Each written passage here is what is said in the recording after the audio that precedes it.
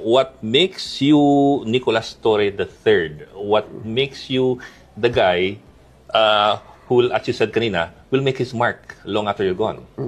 Same as above.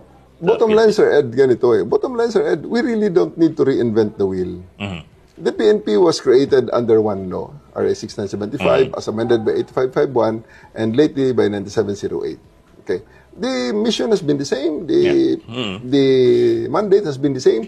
The vision has been the same. So, essentially, ang mangyayari na lang dyan, ang magbibigay na lang siguro ng difference dyan is yung personal touch, yung personal, you know, the personal touch in the implementation of all these policies. So, nakita ko lang naman, ang difference na naman siguro is that I am somebody who was the first recruits, the first officers recruited under the RA 6975. Kami yung mga earliest na mga recruits ng Philippine PNP. National Police.